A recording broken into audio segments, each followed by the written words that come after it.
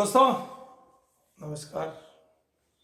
आज पुनः त्रिकोणमिति से संबंधित ऊंचाई और दूरी दृष्टि रेखा से संबंधित प्रश्नावली जो हमारे 8वीं प्रश्नावली है उसको हम सीखने वाले हैं,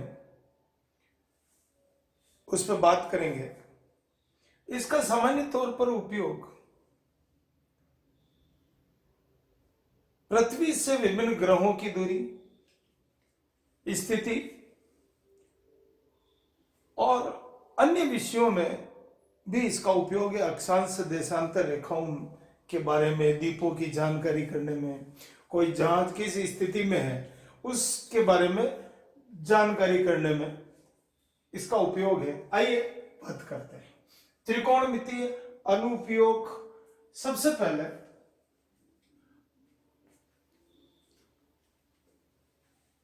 ये आंख है,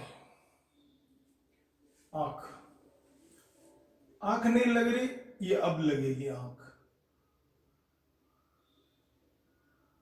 आंख है।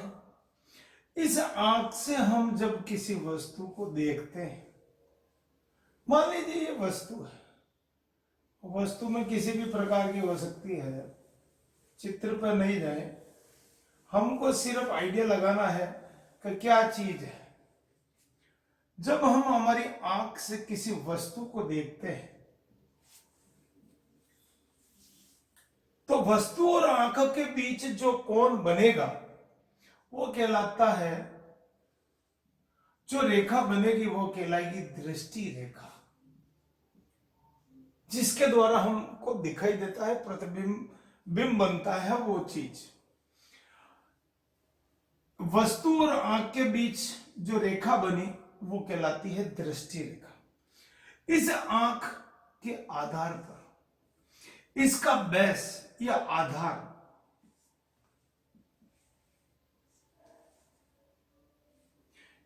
हो गया। इसको क्षैतिज आड़ी रेखा भी कह सकते हैं, क्षैतिज रेखा। तो हमको यहां पर यह समझना है कि आंख और वस्तु के बीच जो कोण बनेगा, ये वाला कोण, इसका नाम है अवनमन कोण। कौन सा कोण? उन्नयन कोण।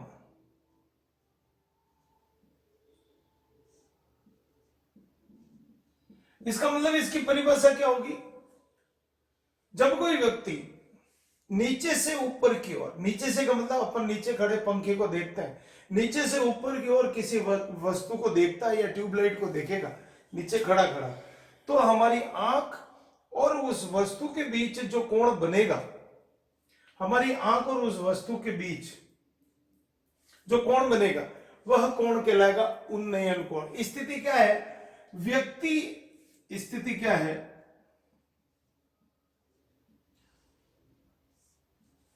व्यक्ति वस्तु के नीचे खड़ा है, वस्तु के नीचे। क्या स्थिति बन रही है कि भाई आदमी नीचे खड़ा है और वस्तु ऊपर है। उस स्थिति में जो कोण बनेगा उसे उन्नयन कोण कहेंगे।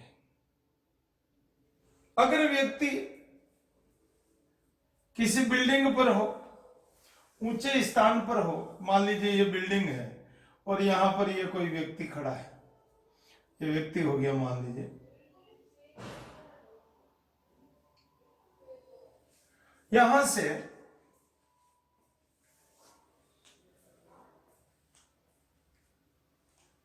जब कोई व्यक्ति ऊपर से, कौन सा? ऊपर से नीचे की ओर किसी वस्तु को देखता है, कहां खड़ा है? ऊपर की ओर। ऊपर से नीचे की ओर किधर देख रहे हैं? आदमी की स्थिति बदल रही है। ऊपर से नीचे की ओर किसी वस्तु को देखता है तो जो कोण बनेगा वो कोण कहलाएगा अवनमन कोण। कौन सा कोण होगा? अवनमन कोण। स्थिति समझे, इसकी स्थिति सबसे महत्वपूर्ण है। व्यक्ति कहां है? ऊपर। ऊपर व्यक्ति और नीचे की ओर वस्तु। ऊपर से हमारे घर में जैसे अपन पहले मंजिल पर रह रहे हैं, कोई घंटी बजाता है तो अपन बाहर जाके नहीं देखता है, तो उस व्यक्ति और हमारे बीच जो कोण बनेगा वो कहलाएगा अवनमन कोण। पहला कोण उन्नयन कोण हो गया, दूसरी स्थिति हो गई अवनमन कोण की। लेकिन इस स्थिति को यूं समझेंगे आप, यहां पर इस स्थिति से अपन किसी वस्तु को देख रहे हैं, ये इसकी हाइट हो गई, ये वाली स्थिति बनी, ये कहलाता उन्नयन कोण। अब इस स्थिति को यूं समझ सकते हैं आप, इसके समांतर ये रेखा हो गई, यहां पर एकांतर कोण बनेगा। कौन सा कोण बनेगा? जब भी अवनमन कोण की स्थिति आएगी एकांतर कोण बनेगा और नीचे वाला कोण उसके बराबर हो जाएगा। दोनों स्थिति को पुनः ध्यान से समझें। पहली स्थिति उन्नयन कोण में व्यक्ति नीचे है, वस्तु ऊपर है, जबकि अवनमन कोण में व्यक्ति ऊपर है और वस्तु नीचे है। इस स्थिति को हमको ध्यान रखना है। एक छोटी सी जानकारी का, हम किस स्थिति में क्या चीज लगाने वाले हैं, फिर हम कुछ समस्या पर बात करने वाले हैं। कोई समकोण त्रिभुज है,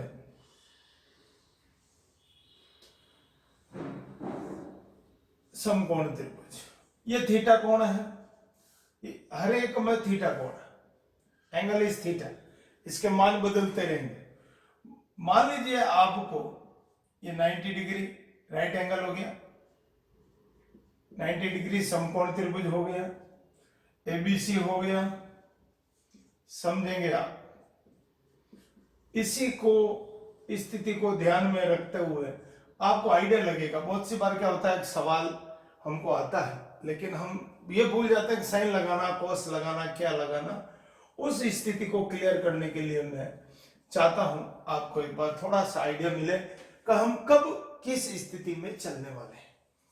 आइए, लंब, आधार और थीटा, इस स्थिति में अगर अपना डायग्राम बन रहा है, डायग्राम समकोण बनेगा हमेशा, लेकिन लंब, आधार और थीटा में से कोई एक चीज निकालनी, तीन में से लंब और आधार या थीटा, इन तीनों में से कोई एक चीज निकालनी है तो हमको टेन थीटा का उपयोग करना है।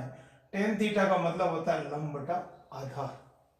अगर लंब और कर्ण में से कोई एक, लंब, कर्ण और थीटा में से कोई एक चीज निकालनी हो तो हमको साइन थीटा का उपयोग करना पड़ेगा। इसके साथ जब आधार और कर्ण में से कोई एक चीज निकालनी हो तो हमको कोस थीटा का उपयोग, सामान्य तौर पर टेन थीटा और बहुत कम जगह साइन थीटा का उपयोग, ज्यादातर सब जगह पर टेन थीटा का उपयोग। आइए बात करते हैं एक समस्या पर बात करते हैं। आपको सिर्फ ध्यान रखना है क्या निकालना है, कैसे निकालना है, सवाल की भाषा सुननी है, समझनी है, उसी के आधार पर ज्यादातर सब समस्याएं आने वाली है। देखिए, सबसे पहली समस्या में हम बात कर रहे हैं, यह कोई मीनार है जिसकी ऊंचाई h है, समझना, मीनार है, मीनार की ऊंचाई h है, थीटा 60 डिग्री का कोण बन रहा है। कितना? Theta is 60 degree. इस मीनार से कोई बिंदु C है और जिसकी दूरी है 100 मीटर। कितनी है? 100 मीटर। अब हमको ये बताना है इस मीनार की ऊंचाई कितनी है। हमको क्या निकालना है? मीनार की ऊंचाई निकालनी है। फिर समझे, मीनार की ऊंचाई निकालनी है, जबकि मीनार से कुछ दूरी पर, 100 मीटर की दूरी पर कोई बिंदु है। इस बिंदु पर से अगर कोई व्यक्ति देखता है ए को तो थीटा बनता है 60 डिग्री का। कैसे करते हैं? त्रिभुज एबीसी, टेन थीटा एल बटा है। एक बार आप क्यों लगा रहे टेन थीटा, ये आपको जब समझ में आएगा, ये चित्र मिटा दूंगा। देखिए, समझिए, मैंने टेन थीटा क्यों लगाया। मेरे पास लंब h है, आधार a है और थीटा है। मेरे को ये दो मालूम है, लंब निकालना, इसलिए मैंने ये वाला फॉर्मूला अप्लाई किया। टेन 60 एल का मान h और ये 100। आपको ध्यान होगा tan 60 अपन ने ट्रिग्नोमेट्री के मान निकाले थे। tan 60 का मान आता है √3 h बटा 100। अब आपको क्या करना है, गुणा करना है। h बराबर 100 √3 मीटर, ये मीनार की ऊंचाई होगी। लेकिन कभी कभी क्या होता है, इस √3 के वैल्यू से भी हमको सॉल्व करना पड़ता है। आप यहां तक करते हैं, आंसर सही है, लेकिन बहुत सी बार आंसर में क्या होता है, इसको सॉल्व करना पड़ता है हमको। 1.732, आप यहां से दशमलव हटाएंगे, 3 दशमलव हो गए, काट लेंगे, 173.2 आपके इसकी मीनार की ऊंचाई होगी। आपको क्या करना है, अतः में लिखना है, अतः मीनार की ऊंचाई, मीनार की ऊंचाई h 173.2 मीटर। आइए इसी से रिलेटेड और एक और समस्या देखते हैं।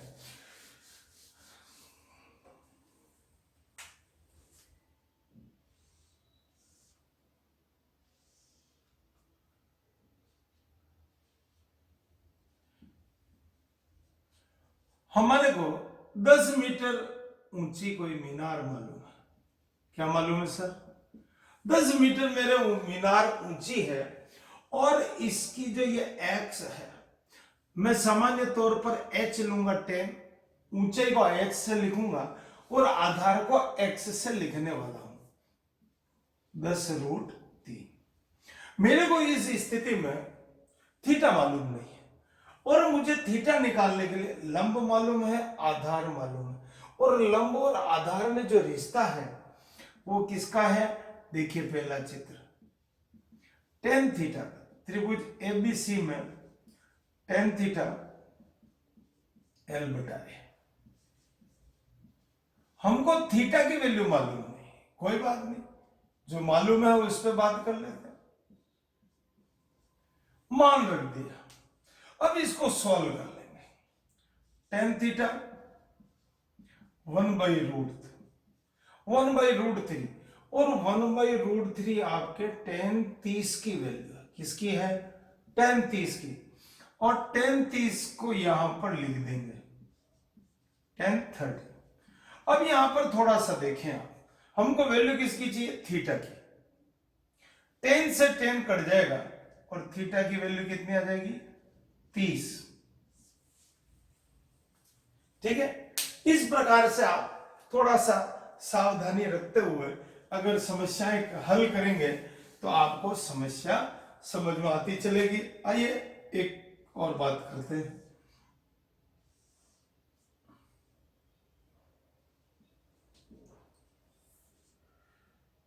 ए और सी बिंदु पर, ए और सी पर एक कोई रस्सी बंधी हुई है। क्या बंधी हुई है? रस्सी बंधी हुई है और थीटा की वैल्यू 60 डिग्री है। कितना है? 60 डिग्री। और मेरे को ये कह रहा है भाई ये जो आपने पोल है, ये पोल जिसकी ऊंचाई h है, क्या है? h है। यहां पर B से C बिंदु की दूरी है, x की वैल्यू 12 मीटर। कितना है सर? 12 मीटर। मेरे को निकालना है कि ये रस्सी की लंबाई कितनी होगी। मेरे को चाहिए एसी की वैल्यू। एसी मीन्स मेरा कर्ण चाहिए, इसको मैं एल से लिखने वाला हूं। आपको मैं धीरे धीरे इन तीनों फॉर्मूलों के बारे में बताना चाह रहा हूं, थोड़ा ध्यान करेंगे। कब क्या लगाना है, टेन कब लगेगा, कॉस कब लगेगा, साइन कब लगेगा, ये जब जानकारी आपको हो जाएगी तो आपको इसकी समस्याएं बड़ी सरल लगेगी। त्रिभुज एबीसी, अब आप देखो मेरे को आधार मालूम है, कर्ण निकालना, तो मेरे को क्या लगाना पड़ेगा? कॉस थीटा लगाना पड़ेगा। Cos theta is equal to A/K, cos 60। A का मान कितना है? 12, के का मान L। आपका कॉस 60 वैल्यू आती है 1/2। L हो गया, वज्र गुणा करेंगे, क्रॉस मल्टीप्लिकेशन, 2 × 2 24 मीटर। ये आपके जो ए से जब 60 डिग्री का कोण हो, इस स्थिति में 12 मीटर हो, तो आपको 24 मीटर लंबी रस्सी लगानी पड़ेगी। आपने दो उदाहरण 10 वाले देखे, एक उदाहरण मैंने आपको कॉस का दिखाया। अब हम एक उदाहरण और देखना चाहते हैं जिससे हम समझ सकते हैं कि कब साइन लगेगा और कब कॉस लगेगा। आइए एक और देखते हैं।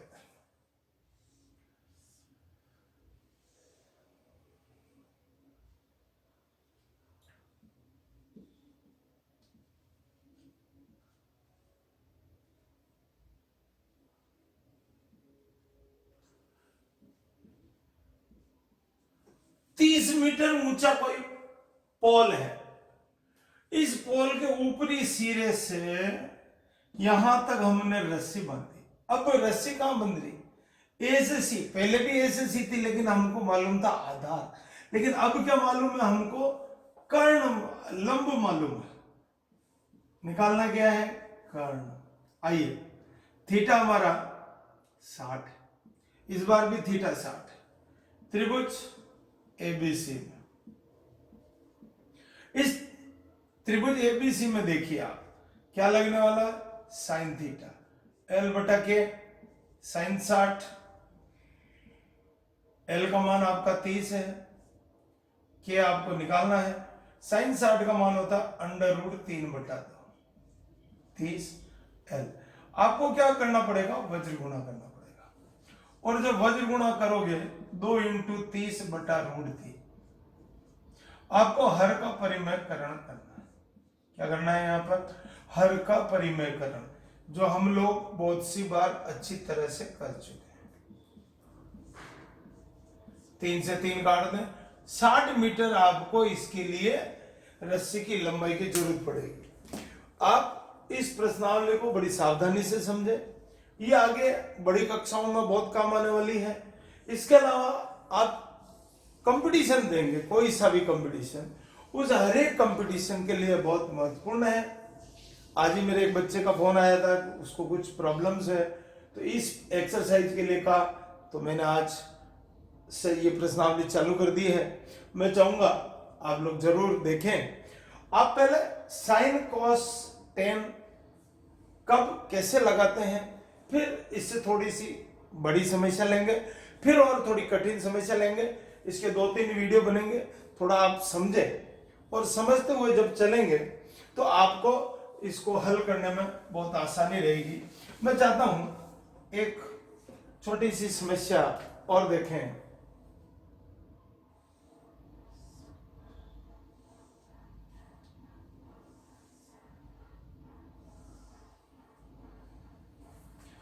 देखिए, ये कोण 30 है,